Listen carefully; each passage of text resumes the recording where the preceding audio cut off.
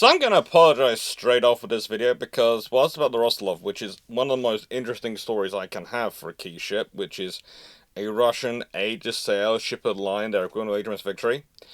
I'm also recording this just after Windows has done an update. So, all my settings, literally all my settings in everything, seem to have gone, what the? So, I apologize now. I apologize to everyone. It's Windows. What can I say? This video is going to go live on Friday, and I'm going to make two announcements now that, well, no, I'm going to say there are going to be two announcements in the Shameless book plug. And so it's worthwhile watching that. If you normally skip the Shameless book plug because you're used to seeing them, please do watch it through because there's going to be a couple of announcements in there, which are quite cool things. Now, the first freight ship of the line, Russia's Victory. You see, Russia had a problem in the Baltic. They really had a problem. They kept losing battles versus the Swedes. And the Swedes were just too committed to the naval scene. You weren't going to win a fight if you played by their rules. And so the question becomes, what are their rules? Well, they have a limitation on the size of ship they build. They have a limitation. They're not building anything really bigger than a third rate. Okay. What beats a third rate? Well, a bigger third rate, because many of their third rates are 64s, not 74s. But even that, what about going for a first rate?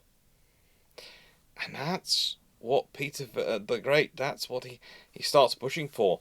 Building up a navy which is not only strong enough in terms of breadth, but depth, but also units. So, depth of infrastructure to sustain it, breadth of numbers to actually provide critical mass for operations, but also the individual strength, so that everything was built up as a balanced formation. And he does this with the help of a few interesting individuals he hires in, and some of them are Russian, some of them are not. Some of them are some highly interesting officers from Britain and other nations. We'll be talking about those again, because this ship is not just famous as a ship itself and for the battles it's fought in, but for who use it as their flagship. So it's an interesting story. It's an interesting key ship for a year of leadership. It really is. And now, the first thing, though, is normally when I start talking about Russia and ships of the line, most people look at me funny. Because people used to be talking about ships of the line, we'll be talking about France, Portugal, Spain, Netherlands, i.e. the Dutch, just in case, because I was told by someone that they are recently in a comment that they are two different countries and that the Netherlands don't have anything to do with the sea. The Dutch do, the Netherlands don't. I just gave them a link to Google Maps as a response. I thought that was appropriate, okay? Britain, all these countries are normally remembered. Occasionally America gets an honourable mention, usually for what might have been, because whilst they get some fairly decent frigates, every time they're getting anything else, Congress decides to doesn't want to pay the bill. Okay? Just happens. The Ottoman Empire, they have a few. Various Italian city-states. All these things get sort of mentioned, but talk about Russia and look at you go, what? Russia?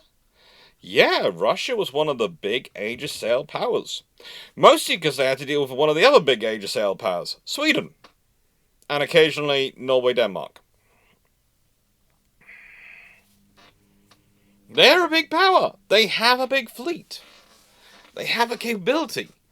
And for Russia, having a Black Sea fleet is not enough. You have to have a Baltic fleet. You have to have, well, eventually they have to have 4 fleets because unfortunately the geography of Russia gets in the way. And as much as they do build things and eventually build whole canal systems to try and ease the flow of trade and certain smaller ships between those different fleet facilities, there's not really much to move something bigger between them. That's not really an option. It's just not. It's not an option. And that's certainly not consideration in the time we're talking about. So this is a fleet built from scratch. This is a fleet built to allow the event at that time, the Tsardom of Russia,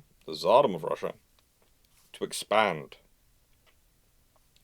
To finally compete with Sweden on an even level. And to produce a force which would mean that they could at least dominate the open Baltic if they would still struggle, and they did still struggle, with the littoral Baltic.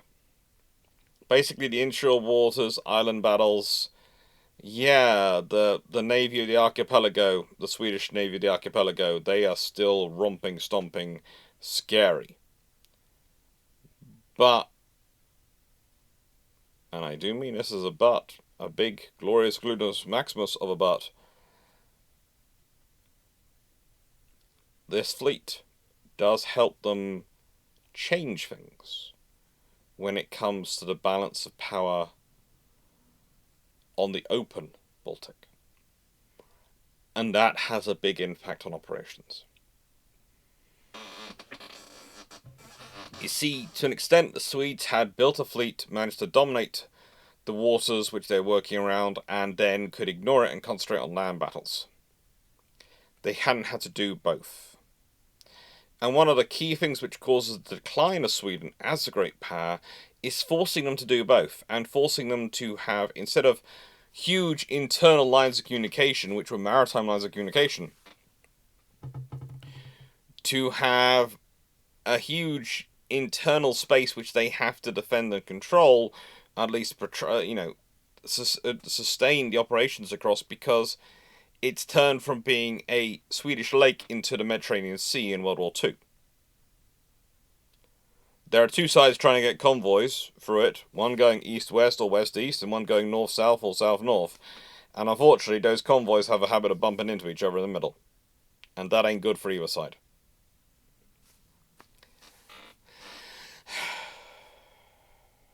It's just a problem. And so, with that being said, let's consider what the Russians were actually building.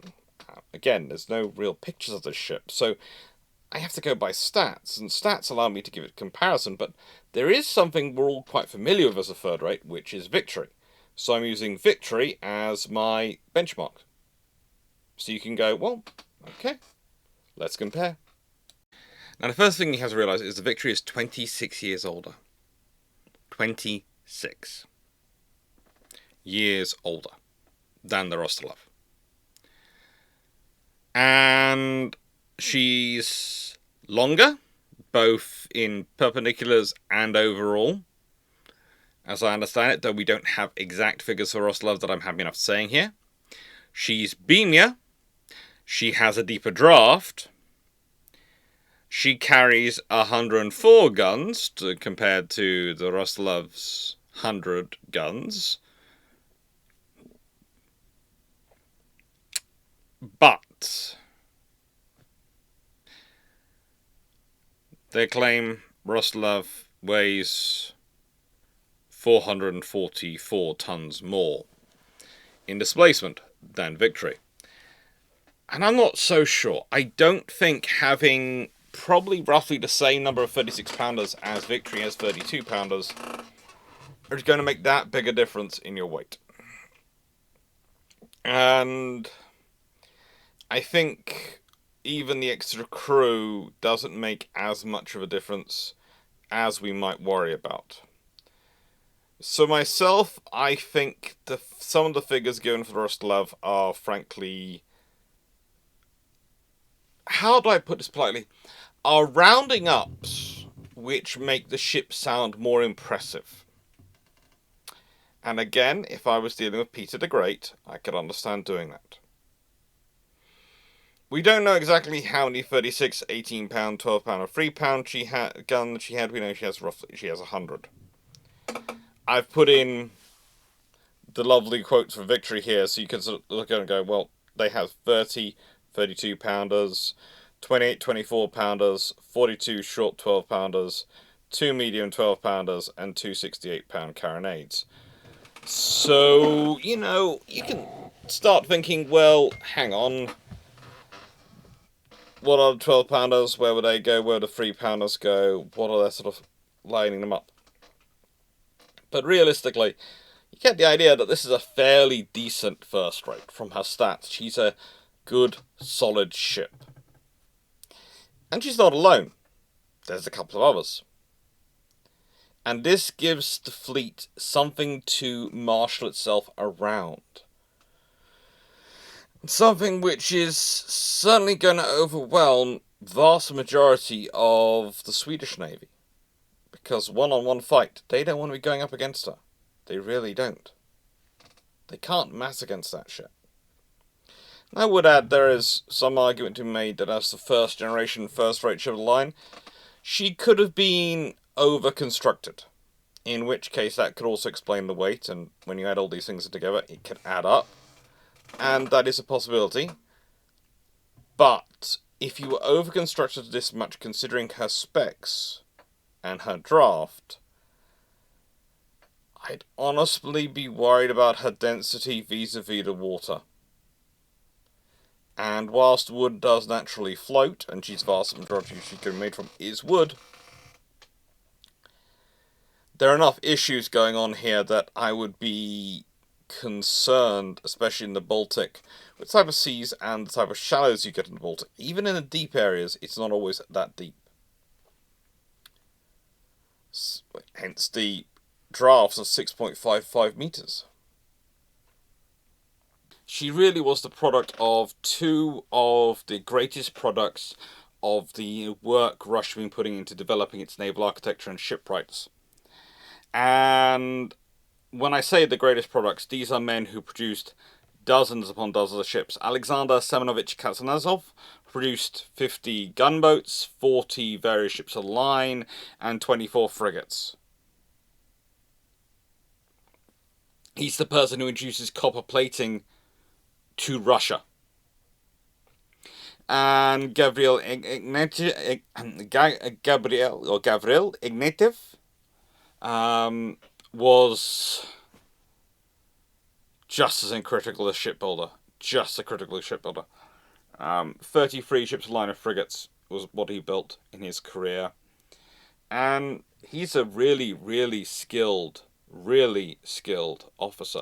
These are the people who establish the Russian schools of naval architecture and really do grow their capabilities. And what I would say is the Rostislav is built between them. They build the Rostislav in the Kronstadt shipyard between them. I cannot give you a similar scenario because even in British history, considering the Shinara ships we built, grouping two such preeminent builders together and having them build one ship is almost unprecedented. You usually have too much workflow going through. But the thing is, this ship was going to be important. It was always going to be important, and it was important to be built to the highest level they could build it. Does this mean that she's necessarily as good as HMS Victory in terms of design and construction? That's an interesting one to get to, and it's one I've got to answer because, well, I've set this up. I've put this as a comparison. I've said, go look at Victory. If you want something to imagine in your mind, and I can't provide Victory, well, Victory is a fairly good thing, because look at how similar she is. Look at her and just imagine slight changes to her. Imagine her with a shallower draft. Imagine her being slightly thinner, being slightly shorter, but still crowned with all those guns, still crowned with all those people. And I would honestly say, I'll point to the fact that when she went to the Isle of Man and did some sailing around the North Sea, etc., I think the Russians themselves would have preferred that they were in the Victory, because there are some compromises made for her to be Queen of the Baltic, which do compromise her when she's going to the North Sea. However, if you're going into the Baltic, I'd probably prefer to be on her than in Victory. So that's the thing. This is the ship built by a nation which is looking at being a naval power dominating trade around the world, dominating the presence of naval warfare around the world. This is the ship built by a naval power, or rather a land power wanting to become a naval power, that's looking at dominating the Baltic. There are differences. And most importantly, though, she was built to be the tool of this man, Samuel Greig, a Scotsman who'd gone to serve the Russian Navy. Now, there are many fun things about Greig. First of all, that he founds a dynasty that, grows to become critically important to Russia over many years in Age of Sail and beyond in terms of his navy. And that his family ends up having relations with both German and Russian nobility. And he's found by Catherine II, who, like any good Prussian when seeking a naval officer, does think British. However, here's the thing. Yes, the Royal Navy is awash with very good officers at this point. They are a large navy and they do have quite a large crop to pick from. But, depending on which account you're reading, the Russian account or the British account, the Russians either got one of the very best officers in the Royal Navy, or they got a perfectly adequate officer who, frankly, the Royal Navy had mysteriously overlooked for promotion at several key points. Now, here's the thing. You could go, well, he's not part of a patronage network, so that's his problem in the Royal Navy. But the whole point with the patronage network is, fairly often, when there are good young officers coming through, the patronage networks pick them up, because patrons are made great by having great followers. Plus, he is promoted to acting lieutenant at quite a young age, and he is led to be a lieutenant in the Royal Navy, and he's found fairly adequate at that role, but they don't really accelerate him. So, what would I say? Well, I'm going to use a very simple analysis to give you examples, but please don't take this as a hard and forced analysis. Let's say you have your A-grade officers, your Collingwoods, your Nelsons, your Duncans, Rodneys, all those ones. Your A-grade officers. They're going to be the first to get promoted. They are the brightest stars coming through, they're going to get the attention, they're going to get the support. Then, because you like an insurance, and there might be a diamond hidden in the rough, you've got your B-grade officers, which the Navy is going to retain hold of, and they're going to keep employed as much as they can in order to have them available when they need them. Because, frankly, the Royal Navy would love to have a fleet of entirely A-grade officers, but there aren't that many out there. But there are enough B-grade officers that they can fill up most of the gaps.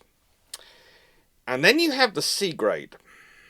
The ones who are perfectly adequate, and the Royal Navy would probably find a use of, and might end up finishing as a commander, maybe even getting to captain, maybe even getting to to be an actual captain of a posted ship. Maybe they get to a captain's rank, but never get to a posted ship, so they never get to have their captaincy posted. But, they might get there, but they're never going to get much higher. And they're basically officers who the Royal Navy is going to keep in the cupboard for when they're running short of other officers. That's it. Greig falls in the latter category. I'm sorry, he does. He's perfectly good, he's perfectly solid by the Royal Navy standards. But to call him something revolutionary to let go, no. Once you look at his battle tactics, etc., they are tremendously conventional for the time.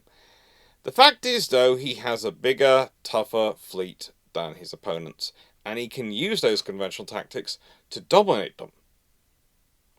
You don't need to be smart or innovative when you're the big power. You just need to not be stupid. It's perfectly fine to be conservative and use the standard tactics when you are the larger power, because you have your strength to win the battle for you. It's when you're smaller, or even, that's when you have to be smart. That's when you have to start really innovating. And realistically, I would say his tactics are standard, but he's also good at motivation of crews and leadership and organizing and training those crews, which makes sense. Because as a lieutenant who spent as much time being a lieutenant as he did in the Royal Navy, he's going to have had that drilled into him tremendously and a huge amount of experience of it. This is all to say he wasn't a bad officer. It's just some of the sources saying that he's an early Nelson, which the Royal Navy lost, is kind of... No. No. The Nelsons of Greig's generation, the ones who were equivalent to, would go to be the A status, they were already well tucked into a patronage system. They would already been well tucked in. And to many of the accounts which portray otherwise, they are talking about the Royal Navy more of the late 19th century than the Royal Navy of the early 18th century. It's a completely different world.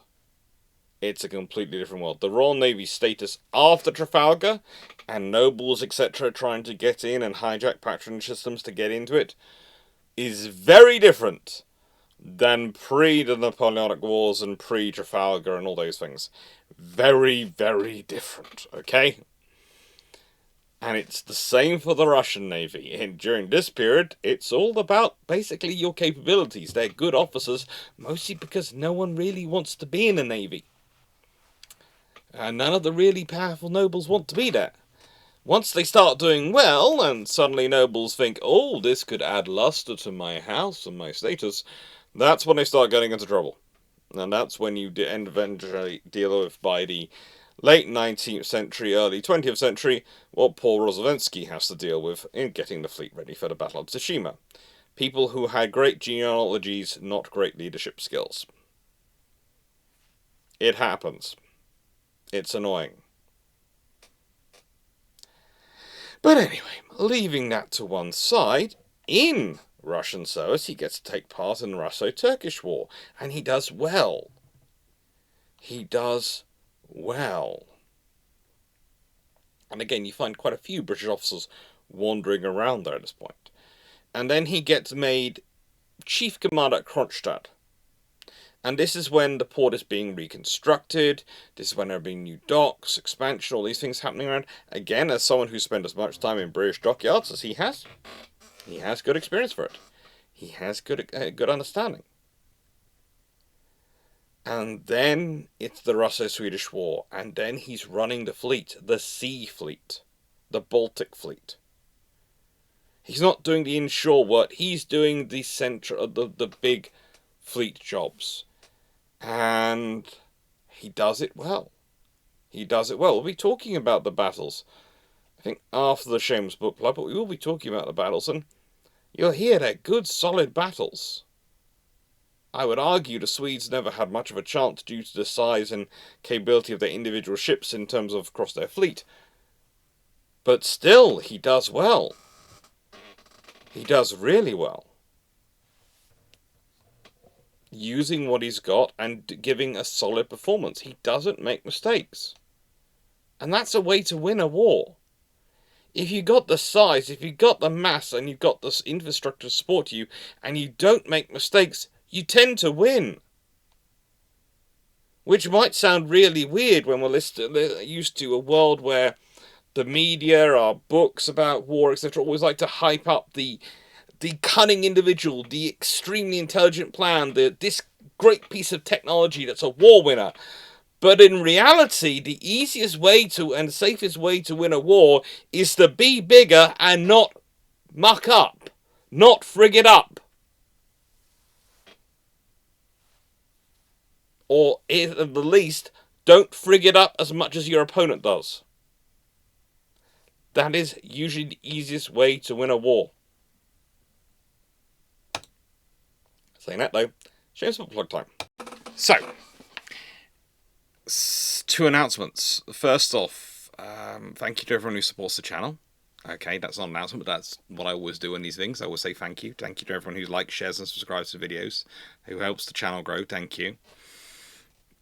This is a naval history channel. I'm just going to clarify that because there have been some interesting comments lately, which seem to, because of Patreon questions that come in and some of the people get ideas that this channel might be something else. But no, within reason, with Patreon questions especially, I take the policy of, if you're going to be asking me a question and I can answer it from a naval history perspective, and you accept that it's going to come from a naval history perspective, then I'm happy to answer them when they are relevant to the thing. You know, if they're completely irrelevant, like, I don't know, what's my opinion on... I'm trying to think of a really... I haven't seen a trashy TV program. I don't watch TV in a long time. Neighbours used to be a soap in the UK. I don't know if it's still a soap. It was set in Australia. The opinion on Neighbours, then that would not be an ill history question. But leaving that to one side. Leaving that all to one side. The announcements. First off, you might notice that for a limited time only, the running screen, which is the picture of me and my senior fluffy research assistant, Raleigh, which has been tastefully chibiized, thanks to the mercies of ChatGPT rather than my own artistic skills, is up for sale on Spreadshirt Store because some of you said they'd like it, and as a rule, I don't do pictures of the dogs as things that people can procure because honestly my mum doesn't like it, and they're family dogs, and everyone in the family gets a veto of these things. She doesn't like it, so no. But that one, she felt it was not enough. It was just different enough from the dog's likeness that she would allow it through. And if it does well, she might allow me to do some more chibi-ized photos, pictures of the boys doing their naval history research. I've got a picture of both boys playing on the beach where HMS Warspite went down. I took them down there. I wasn't supposed to, but I did. And it's rare. They have me. It was when we first moved down to Cornwall, and it's rare I've been. And because of their illnesses, usually we have to have at least 2 people with us, them on the lead. But I managed to get them down there, and I got some photos. And if you're going to wonder how I got the photos of the 2 boys playing there, I'm not in the photos. But yeah, if it does well, it's going to be up for a limited time only, roughly a month. People like it, then I'll do some more because I think their trips in naval history are quite fun. And the second announcement, well, the second one is another fun topic, really. It's that you're going to be noticing soon that I'm going to be advertising on Patreon the suggestions for September and October. I'm going to take them as a twosome. And then I'm going to try and record everything, so you hopefully are going to start noticing that things are going to be scheduled many weeks in advance as premieres, so everything's going to build up a long time before I get there. Currently I've got the Saturdays going out a couple of weeks in advance and all these things, but I'm slowly trying to build everything up so it all goes out. It goes out a few weeks in advance to build up so that that's covered, so that you know there's going to be continuity, hopefully, when I'm off travelling in October in Japan. That's all going to be announced soon. All details are pretty much well, when I say details are confirmed, everything's been penciled in and penciled agreements, and everything's enough that we can start advertising it, and hopefully we've got far enough along things, and hopefully I'm going to be able to announce some very fun things that are going to finish off things from the previous campaigns. And that's all vague enough, but it is the thing is we're on the cusp of the announcement, so I can't talk about it yet. I know it all, but I cannot talk about it yet. It's cruel. It's so exciting, but I cannot do it. But yeah, and thank you, because we wouldn't be anywhere without you. And thank you for all your support and your kindness. Anyway, that being said, the Battle of Hogland, or Hogland. Now, this battle is amazing because it repeats one of the general things of history, whereby if an admiral is trying to do anything interesting, If in doubt, his rear guard and the admiral in charge of his rear guard will lag behind and decide that it's far too risky. They might actually get hurt. And this actually causes a problem for the Russians because, well, the fight is slow, it's lacking wind, it's honestly painful to watch. It goes on for hours. And it's just an artillery duel between the two fleets. However, its highlight is the fact that the lovely Rostislav manages to corner the Prince Gustav, the Vice Admiral ship of the Swedish fleet, and pummels it. Pummels it so hard it surrenders. There is glory. There is greatness. Unfortunately, Vladislav, which is in the rear, but not the rear guard, loses control, finds itself surrounded by the Swedish rear guard, and the Russian rear guard comes nowhere near coming to look after it at all. Doesn't come help it at all. And so, yeah. Despite Greig trying to send orders to recapture it and protect it and do it all, it doesn't happen. Which leads to a tactical draw, realistically, but let's be honest, after this battle, the Swedish fleet goes and sits itself in Vyborg and stays there, and for quite a while, and the Russians go, woohoo! We have control of the sea! And at this point, I have to admit, at this point, I would have forgiven Krieg if he decided that a certain admiral, another admiral, the gentleman who'd been in charge of his rear guard, was going to have a very, very nasty accident. Honestly, it would have been that much of an accident. However, as Martin Petrovich von der Zinn apparently continues to serve to 1811 and lives till 1821, honestly, Greig was a nicer soul than I. A much nicer soul than I. What can I say? Not all those descended of Scots are quite so ruthless. Losing the Gustav was actually quite a big loss to the Swedish. It was. It was a 74 gunner. It's a useful vessel. It's one of their bigger third-rate ships of the line. Whereas for the Russians, the Vladislav is nice. It's a 74 gun, but it's not their biggest ship, and it's one of many they have. That's the difference. In fact, the Prince Gustav is technically rated as a, depending on who you're talking about, as a 60-gun ship of the line. By some sources. The Swedes themselves say 72, 74. 72, well, 70, 72, 74, depending on the period. But yeah, it's a loss. It's a loss for the Swedes. And again, it's a battle which, frankly, is boring. There's even a lull at one point while they're waiting for boats to tow them around. It's not about winning the battle, it's about not losing. That's it. And then we have the Battle of Hogland. Now, this is the next battle which Rostislav takes part in.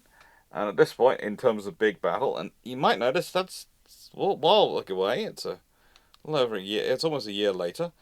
And this point, the commander is Vasily Yakovlevich Shikogov, not Greig. Not Greig. Now,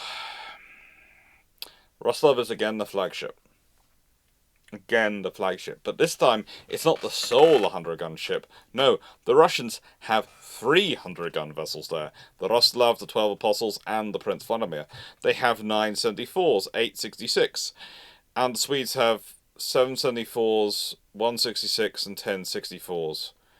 A couple of 62-gun ships, a 60-gun ship. And, you start looking at the maths and you're going, well, in equal terms, there are 20 Swedish ships of the line. There. and there are 20 Russians. It's the Russian. The trouble is, the Russians are made up of 300 guns, 974s, and 866 gunships. And for the Swedes, they only have 166 and 774s to match in against them. All the rest of their ships are going to be at a gunnery disadvantage in a gunnery duel. So you have a boring gunnery duel. If you just stand up and go, we are going to have artillery bombarding each other. Bombardment! This is not going to work out well for you. And again, it works out as a tactical draw, strategic Russian success. And how's that?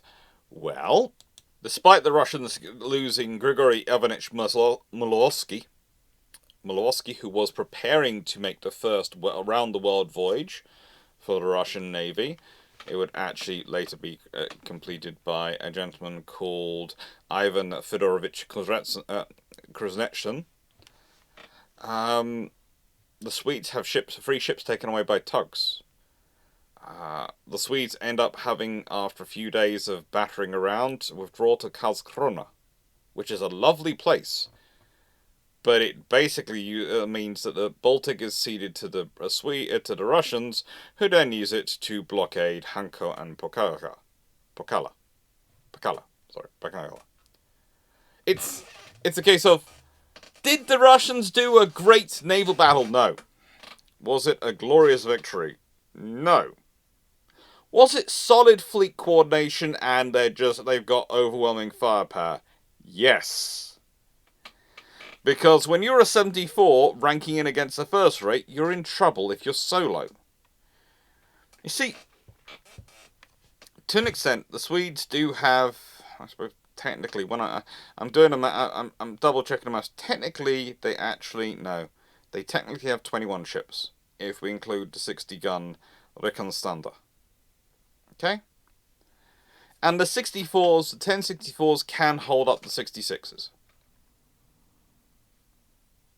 So 8 of them could be used to hold up the 866s, which would give you 11 ships. If you can somehow hold up the 74s, and then you can double up on the first rates and start working way down, maybe you could do something. But realistically, you'd have to divide the Swedish fleet into 2 columns and try and attack the Russians in such a perspective that you broke up their fleet. You would have to do a Trafalgar. And again, I'll remind you, this is 1789. A Trafalgar takes place in 1805, but breaking the line has become pretty standard doctrine elsewhere in the world. And these are professional naval officers. They will have been doing their reading. If they're not attempting to do this, they've got 2 reasons for doing it. 1, they don't want to win, or 2, they don't think their fleet is up to the task of accomplishing that. That's the reality of it. It really is. So the Battle of Land is just this. Okay, we've had a battle. And then we have the Battle of Revel. Here we finally have a battle where the Swedes outnumber the Russians 2-1. They could double up the line. And their bright idea is that the Russians are anchored in place, and what they'll do is they'll trail down one side and keep repeating it again and again until they force the Russian battle line back.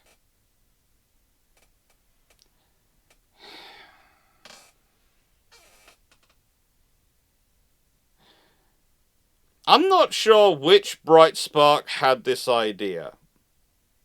I really don't. Now, the Battle of the Nile is 9 years away. I realise this.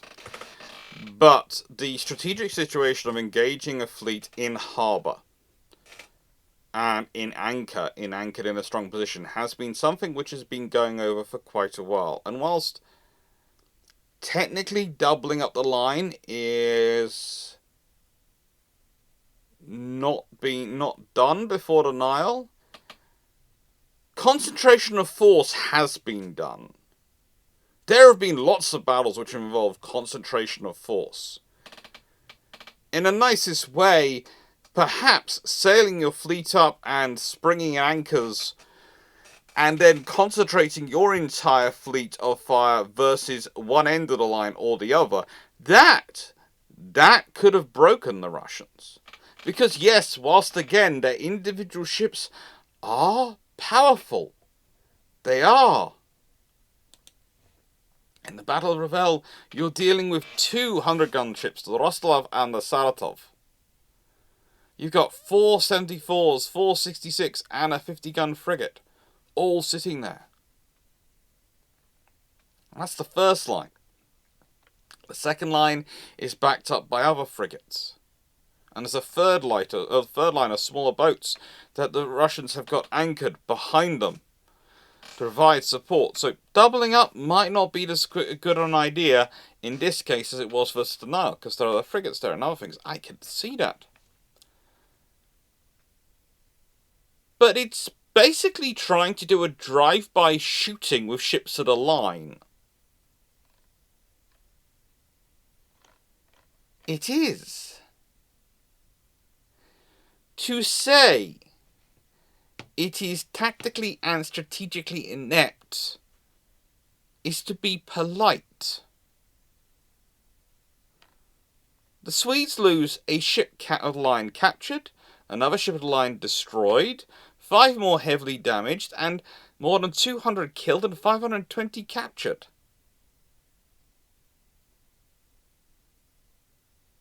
Mostly due to their own decisions. The Russians have 8 killed, 27 wounded. 8 killed, 27 wounded. And it doesn't get better if you look at the English language sources or the Swedish sources. They're all saying the same thing. The cunning plan was to literally sail past the anchored enemy whilst you're having to manage your sails and steer, so you can't man your guns as well as they can, and fire. Not to concentrate your force, but for your ships to be taking a turn. In turn, the fire from each Russian ship, running a gauntlet of boom, boom. So this means all your ships, including your weakest ships, are going to exchange broadsides with the 100-gun first rates. Look, I've been to Sweden. It was one of the highlights of the Scandic trip for me. And it was glorious. And their naval museums are wonderful. And their people are brilliant. And honestly, if they'd done as similar performances in the previous battles, I could have forgiven it, because they're not making any mistakes. And I know how much they love their guns and understand their guns. I've been to their museums. But this is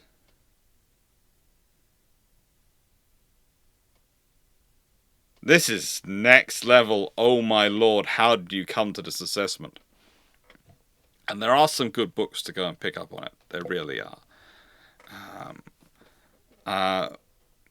Gunnar Unger's Swedish Naval History from 1923 has an interesting part in it. Really does. There are some more modern works as well. But the point is, this is I don't know how anyone seriously comes up with this as a good idea. I really don't. I don't know how anyone... And sitting in a room as an admiral talking it through with your flag captain and other people... Where was the person going, "Excuse me, sir, I think you might have got up your own behind on this one. I don't think it's a sensible idea. I really don't." It's just... You don't do this. This kind of battle is not sensible. And it doesn't get any better in the next battle. It really doesn't. It's the Battle of Vyborg. And again, it's Shikakov in charge. And again, he's commanding from the Rostislav. He's commanding from the Rostislav. And this is a battle which will see the Russians commit 30 ships of the line, 11 frigates, and a whole load of galleys and rowing frigates. Roughly 80 of them in combined from the Russians. And the Swedes will have 22 ships of the line and 13 frigates and near enough, well over 350 small vessels, rowing vessels mostly. This is a large battle by anyone's metric in this time period. It is a large battle. It is. And yet, the Battle of Vyborg is another stonking tactical victory for the Russian fleet. And again, it's difficult to argue it isn't. It really isn't. Now, I would say the Swedes do manage to escape. The Swedes managed to pull it off, and that's mostly thanks to Gustav III. Gustav III managed to get his forces out of there. He managed to get the fleet away. And that is a strategic win. Honestly, the fleet surviving is a strategic win. They were being blocked up. They were going to be annihilated. They get away.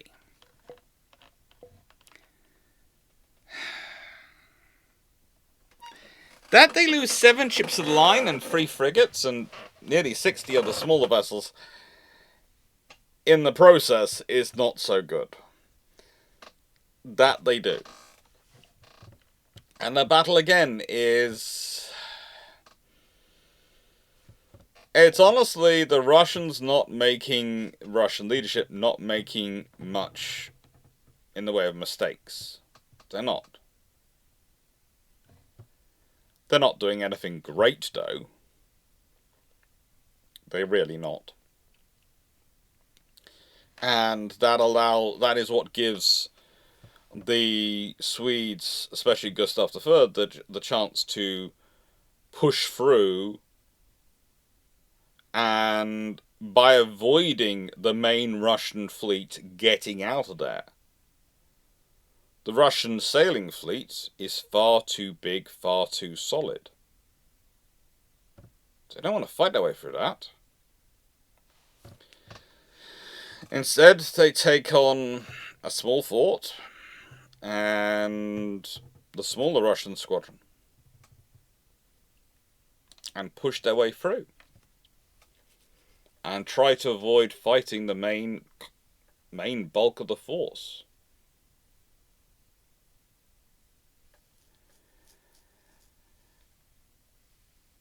I am not quite certain why some try to call this battle the Trafalgar of the Baltic, because it's not. Trafalgar is a wonderful battle in that it has an unambiguous result. Everyone knows what its result is on a tactical level and on a strategic level. This battle is not that. The Russians get control of a bay, but the force they were besieging escaped and lives to fight another day. It's a tactical victory. It gives them more territory. It gives them a good bay to use as a base for their fleet. But honestly, it's not a big win, and mostly it's what it is because, again, they've turned up with the muscle. They're not doing anything startling or new in terms of tactical capability. They're turning up with enough 100-gun ships to make the point. And they will make the point. And the Swedes don't really have the chance to avoid it. The Russians turn up with the Rostislav, the Saratov, the Chesma, the 12 Apostles, the 3 Haraks, the Vladimir, the St. Nicholas. So that is, by my count, and I do mean by my count, they turn up with 7 first-rate ships of the line. A huge preponderance of 74-gun ships, and then a load of 66-gun ships on top of that. Their central force, which is the force of the main block, includes 7 of those 100-gun ships in line. 7.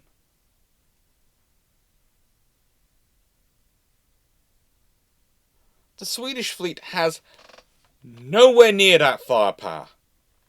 Nowhere near the capability of taking on 7 first-rate ships in line. At the Battle of Trafalgar, both sides combined bring 7 first-rate ships to the line. There are 7 from both sides combined at the Battle of Trafalgar. That's mostly because fleets which are actually building up a large, massive fleet to try and rule the world know that they can't concentrate their first rates that much, but the Russians aren't having to do that. They are literally fighting for control in the Baltic, and they are fighting for control in the Black Sea. And that means, well, let's take a first-rate ship in a line. Let's take 7 of them. We're not going to build that many ships, we might as well build them as big as we can. And the Swedes are just going, how do we fight this? How? They have an extra deck on pretty much all our ships. They are firing down on them. They have the tactical and strategic and firepower advantage in every single unit fight.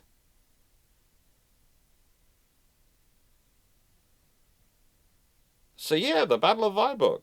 It's an interesting battle. It is. And what Gustav III pulls off is a really cool maneuver. But it's also a scenario where, frankly, you're sitting there looking at going, yeah, Gustav, my good friend, you haven't had war for a while, and your people have been investing for a few years and working things. Realistically, you should maybe put off war for a little bit longer, and maybe invested in trying to build some bigger ships. Just to help your fleet out. Just a couple of bigger ships here and there. Would have just been helpful. Just a couple. He does well. But, again, the whole point is if you have 2-deckers can match in against other 2-deckers. But if a 1-decker tries to match in against a 2-decker, the 2-decker is going to have the advantage in terms of volume of fire, but also in terms of being able to fire down on the decks. And that gives them an advantage in terms of being able to clear decks and clear gun crews on those decks from protected positions. And that's always the advantage. 3-deckers can do that to 2-deckers.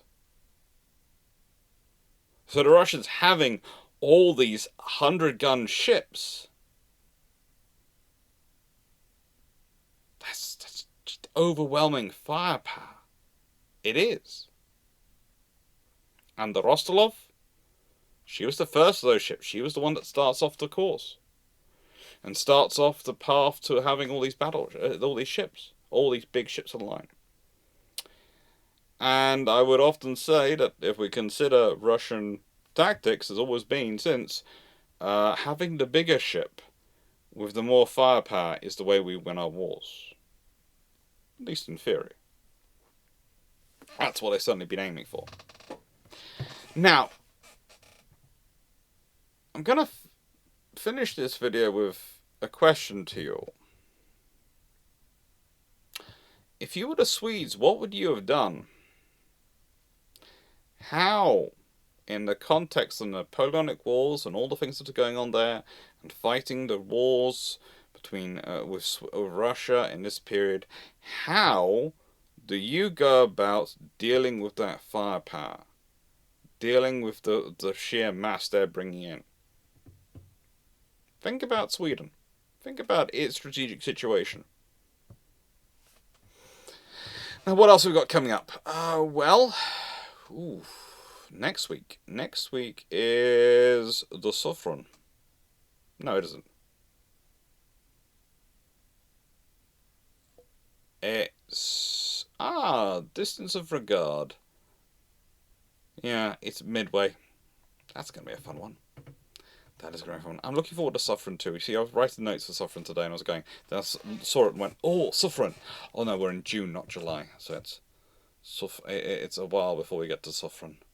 He's a fun one. Take care. Thank you for watching. Hope you enjoyed.